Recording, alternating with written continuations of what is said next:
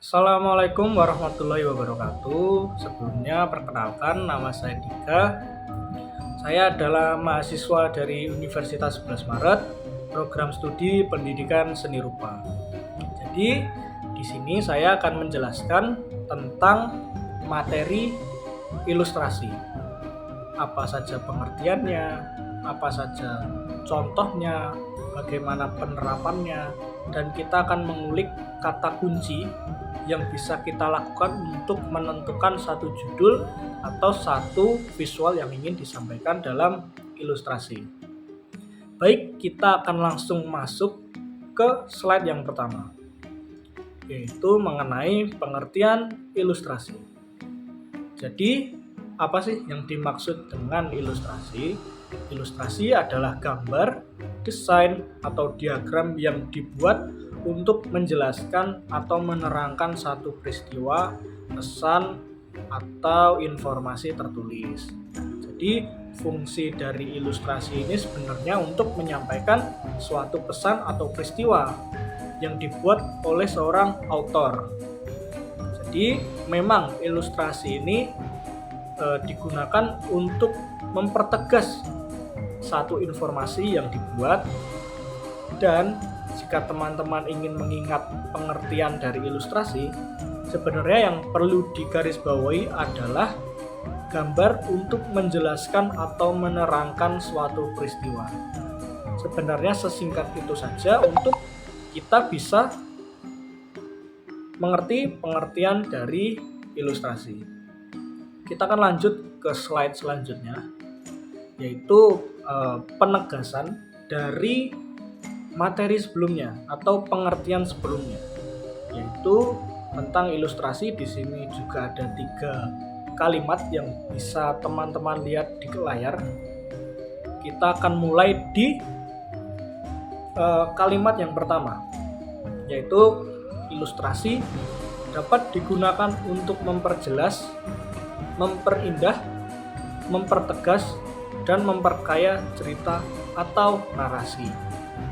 Nah, dari pengertian atau kalimat yang dijelaskan di paragraf atau di kalimat yang paling atas, itu memang ilustrasi memang digunakan untuk selain mempertegas pesan, mempertegas peristiwa, juga untuk memperindah satu visual yang dikemas dalam pesan tersebut.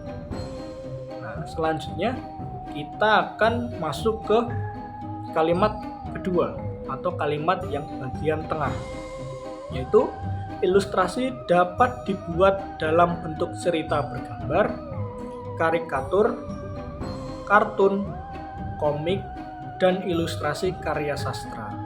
Jadi memang penerapan ilustrasi memang lebih condongnya ke situ, lebih ke cerita bergambar, karikatur, komik, dan sebagainya. Kenapa? Karena memang ilustrasi itu untuk menjelaskan satu peristiwa atau mempertegas suatu peristiwa. Jadi memang peristiwa-peristiwa yang dominan atau cerita yang dominan yang perlu diilustrasikan secara lebih jauh memang harus pada cerita bergambar, karikatur, kartun, komik, dan sebagainya. Dan kalimat yang terakhir itu ilustrasi dapat digunakan untuk membuat sebuah buku lebih menarik untuk disimak. Nah, di sini menjadi poin yang cukup menarik karena memang ilustrasi itu memang digunakan sebagai pemantik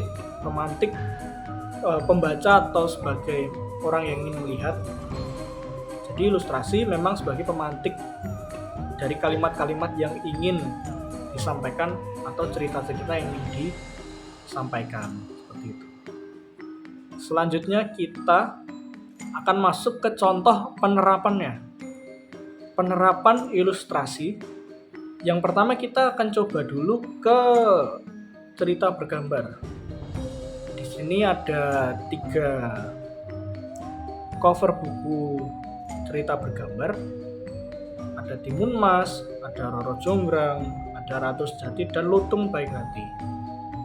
Yang pertama kita akan mencoba membahas tentang cover cerita rakyat Timun Mas.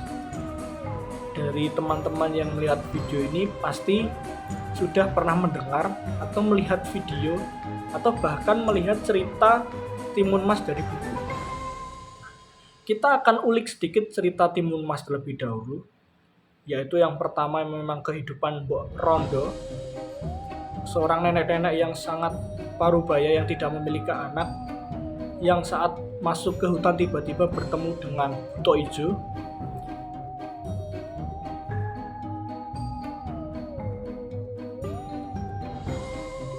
Mbok Rondo hendak dimakan dengan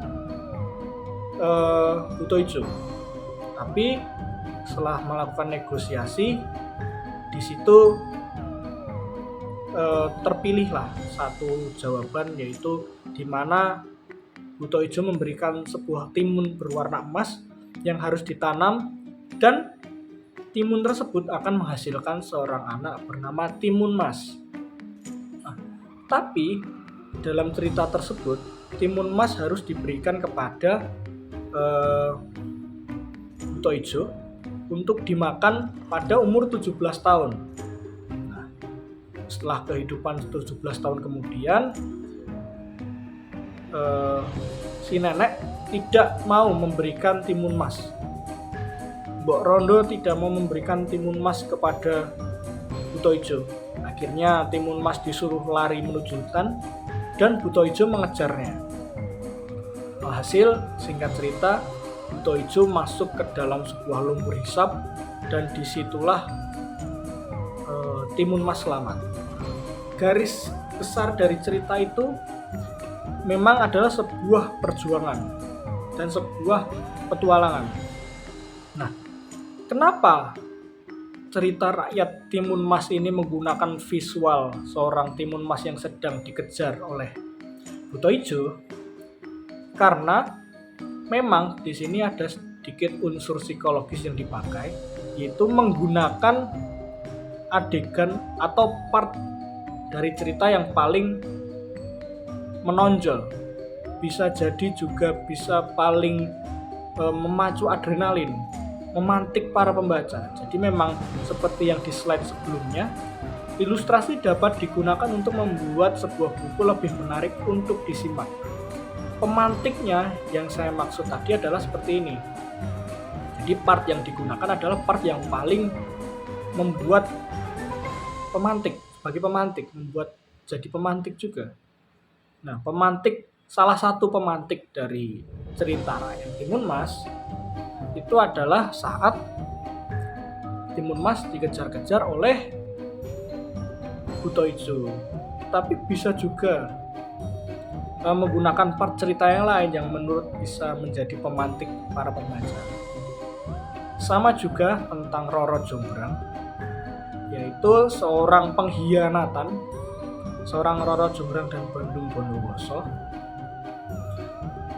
Jadi di visual ini kita bisa melihat ada seorang Roro Jonggrang yang sedang menatap Bandung Bondowoso yang sedang membangun candi Prambanan yang dibantu oleh jin-jin atau pasukan-pasukan jin.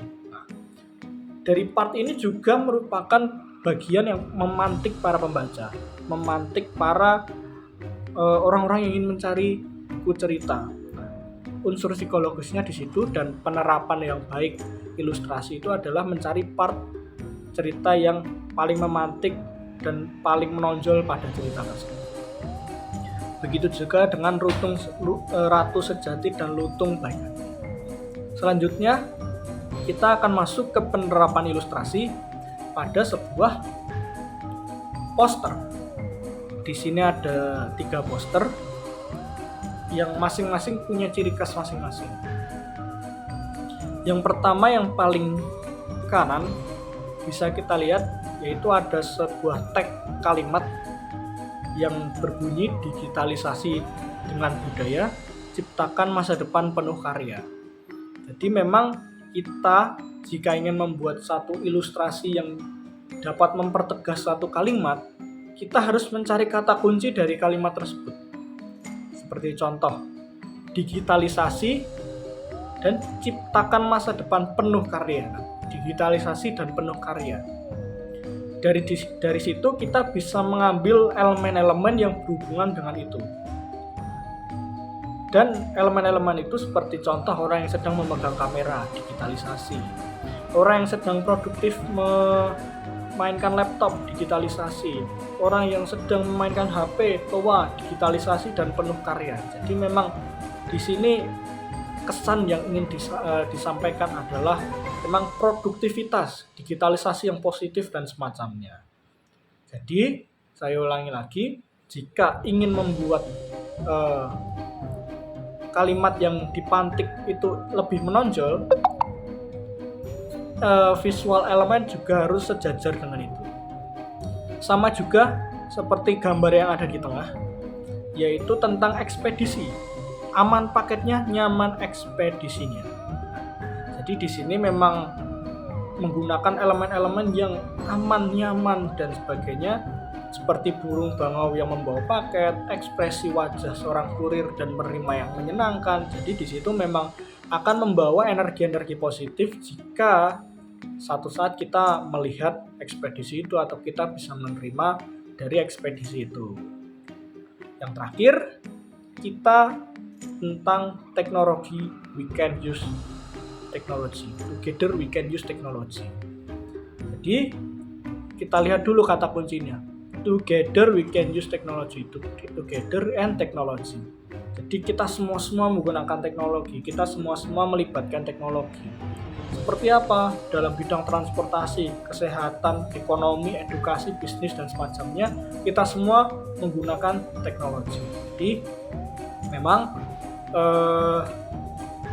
dalam kita ingin menyampaikan sesuatu dan visual elemen yang ingin ditonjolkan itu harus sejajar agar memang poster atau cover buku tadi bisa sampai pada masyarakat dan bisa dipahami oleh masyarakat.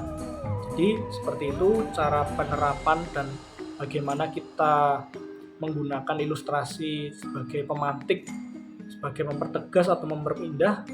Itu tadi, semuanya harus linear dari kalimat yang ingin disampaikan dan visual yang dibangun. Oke, seperti itu materi yang bisa saya sampaikan pada hari ini. Jika ada kurangnya mohon maaf. Jika kalian ada yang ingin ditanyakan, bisa kalian cantumkan pertanyaan kalian pada kolom komentar. Saya akhiri, wassalamualaikum warahmatullahi wabarakatuh.